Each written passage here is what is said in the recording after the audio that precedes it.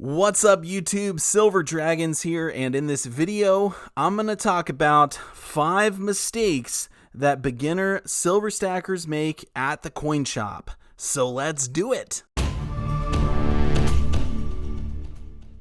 Thank you so much for watching my video. I sincerely appreciate it. If you would like to learn more about investing in precious metals, or if you just want to watch awesome videos about gold and silver, then make sure to subscribe to my YouTube channel. Alright, so this video is all about beginner silver stackers and the mistakes you could potentially be making at the coin shop. I know I made some of these mistakes when I was sort of new to silver stacking, getting into purchasing silver and whatnot, and so I want to share them with you so you don't make the same mistakes. Now, I'm going to tell you 5 mistakes, but there also will be one bonus tip at the end, so stick around for that. But I want to start off with some coin shop etiquette. So if you've never been to a coin shop before, there's a few rules. Number 1, it might be locked.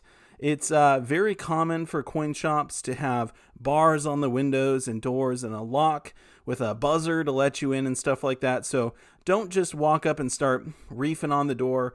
There might be a doorbell, or you might have to call the owner or something like that for them to let you in. I've been to tons of different coin shops. This is very common. They're just worried about theft and security and stuff like that. So don't be that guy. Also, if you're in the coin shop and there's other people there, this is very important. Don't be snooping on their purchases. Don't be trying to give them tips on what to buy or not to buy. Let them make their purchase. And if they're selling anything, don't try and buy it off of them. The coin shop dealers really dislike that when you're trying to snake a sale from them or something like that. So if there's other people in there, let them do their own thing. If they say hi to you or whatever, that's fine. You can say hi. But for the most part, people are pretty private when it comes to buying and selling precious metals. So don't try and get involved in anyone else's business. Okay, those were some freebies. Now let's get to the 5 mistakes. All right, so let's start with number 5. Now this is on overpaying. Now, it's really important that before you even go into the coin shop, that you look online for how much the specific bullion items you're looking at purchasing are selling for. If you can buy them cheaper online than at your local coin shop, then that's what you should do. So, for example, I recently bought this tube here of buffaloes. Oh, these are considered generic silver rounds. I'll give you a nice little riffle here. Gotta love that sound. But anyway, so when it comes to generic silver rounds, almost every single online bullion dealer is going to sell stuff like this. All right, so what you should do is just go through the different bullion dealers, or you can go to a website like findbullionprices.com that can break it down for you, show you the cheapest ones right away. Figure out what the cheapest price is, and then when you go into the shop, obviously you can either tell them, hey, I found it for this price online, will you match it? Or you could say, you know what, your price that you're charging is too high, I'm not going to pay that, I can get it cheaper elsewhere. A lot of times they're like, cool, no problem, and then you go your separate ways. So if you're looking at buying generic silver rounds, definitely look online first, because there are some bullion dealers that have sales, or they just sell them at ridiculously low prices. And while we're talking about prices, some coin shops will charge way more than other coin shops. So definitely do your research and look at the online bullion dealers first, because some of these places are just charging ridiculous premiums because people either don't know any better and they're just paying them because they think it's the only deal they can get or the best deal they can get.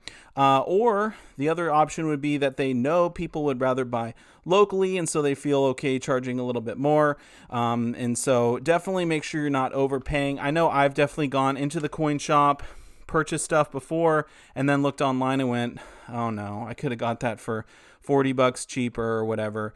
And so definitely do your research, which brings us to mistake number 4, which is not knowing what you want. So Here's the thing. If you're a beginner silver stacker and you've got no direction and you're just buying whatever is shiny and pretty, you're going to end up with a bunch of shiny and pretty things in your stack, but it might not be the direction you originally wanted to go. So when you're silver stacking, you want to be purchasing silver at the lowest price possible.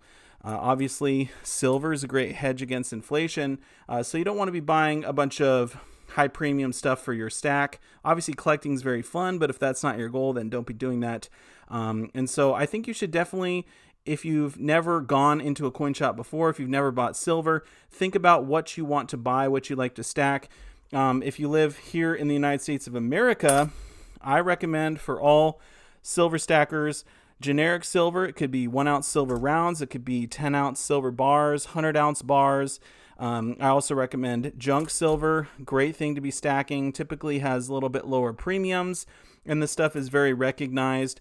It's a great thing to be purchasing. And so junk silver, if you don't know, is 90% U.S. silver coins that are minted before 1965. So it's the dimes, the quarters, and the half dollars. That's junk silver. And then the other thing I recommend stacking for Americans is the American Silver Eagles, because they're the most liquid silver bullion coin in the world, especially here in the United States. They mint more of these than any other coin that exists as far as 1 ounce silver bullion coins go. And so great thing to be stacking if you're an American. Now, I know that the premiums recently have been very high on American Silver Eagles, which is why you might want to be steering clear of those for the time being. However, still a great option for stacking.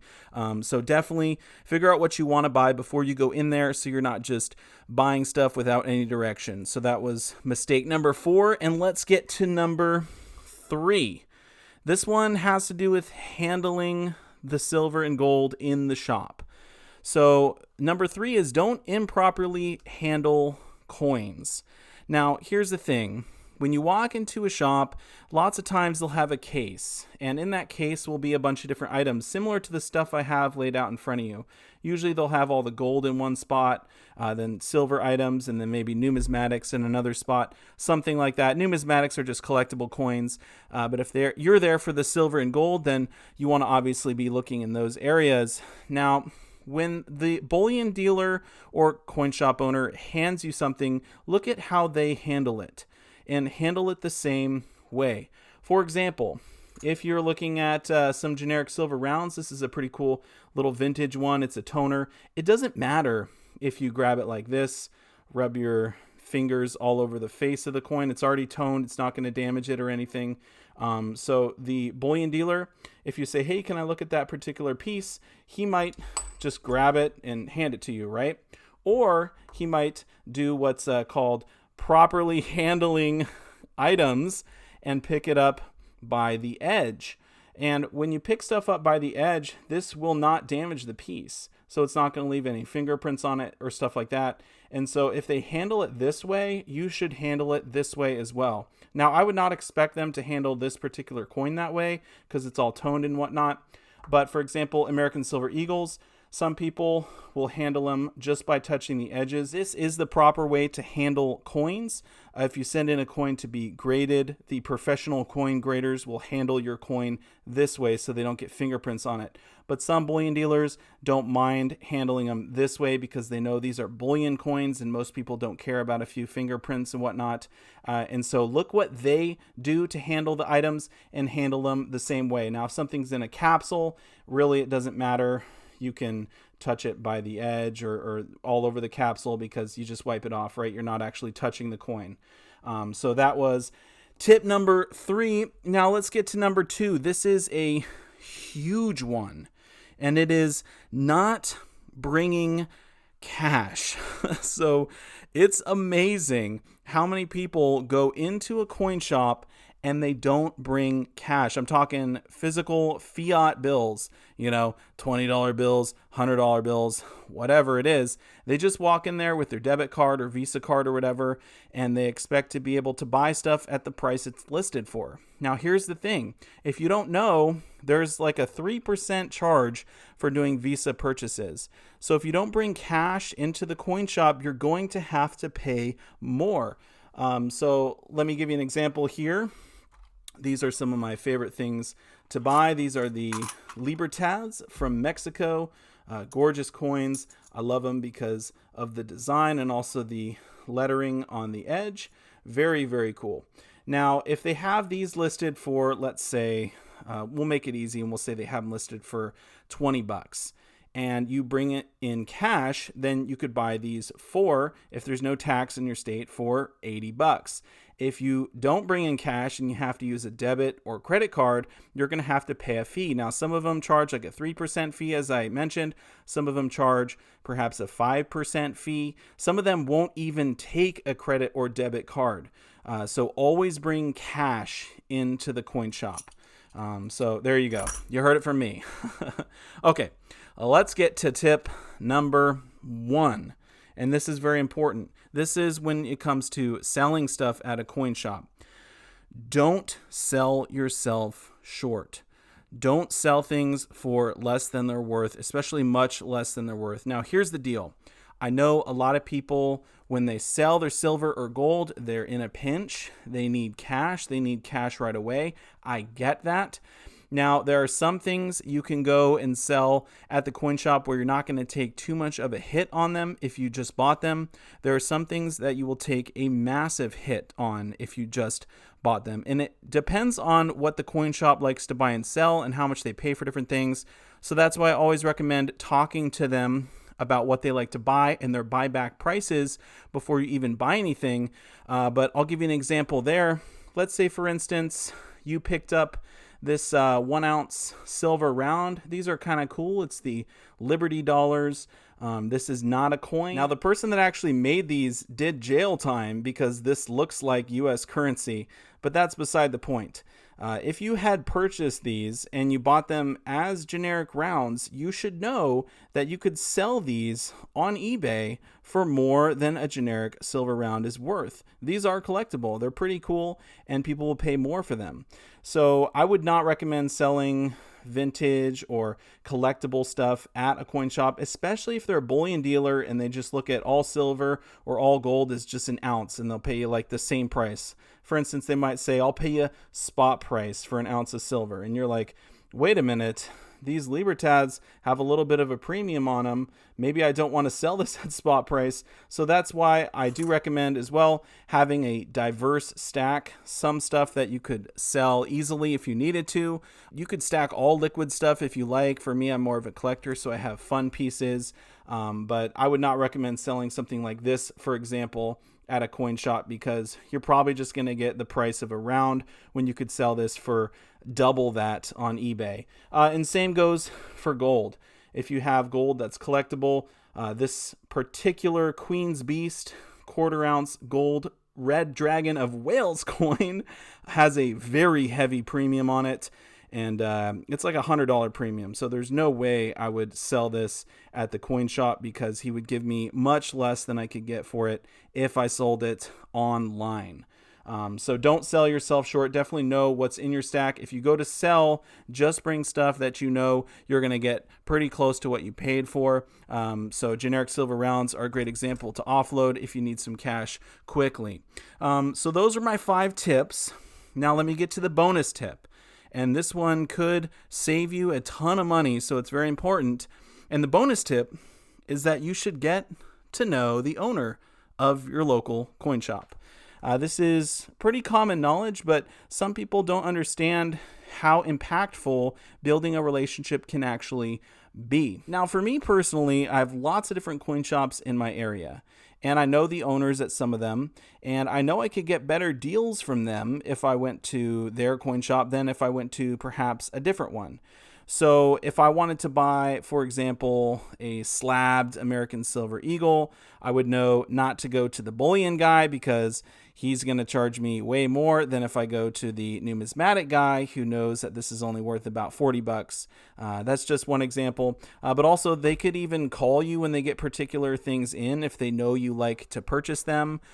So if they know you're really big into the 1/2 ounce American Gold Eagles, then if someone sells them some, they might give you a call and say, hey, I just got some 1/2 ounce Gold Eagles in. If you're interested, you can stop by and pick them up. Or they might even just give you better deals if you become friends with them.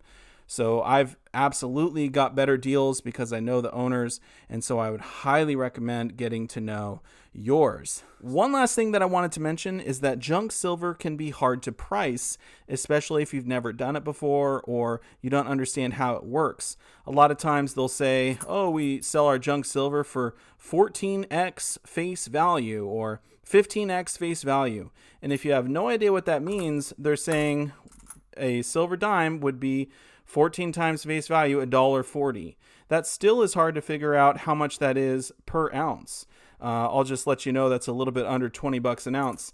But if you want to watch my complete buying guide for junk silver, I'll put a link up in the corner as well as one in the description below. I give lots of tips on buying junk silver. Definitely watch that if you've never bought it before or if you've considered buying it and you want more information so you know that you don't pay too much or get scammed. I would hate for someone to pay way more than they thought they were paying for junk silver. So is there anything that I missed for beginner silver stackers when they go to the coin shop? Please leave a comment down below. I'd love to hear from you all, your experience at the coin shop. Tell me about the first time you went to one. Did you feel comfortable? Did you like it? How are their prices?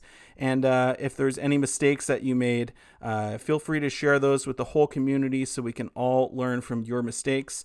I hope you could have learned something from my video. I want to say a massive thank you so much for watching, and I'll see you all in the next one. Silver Dragons out.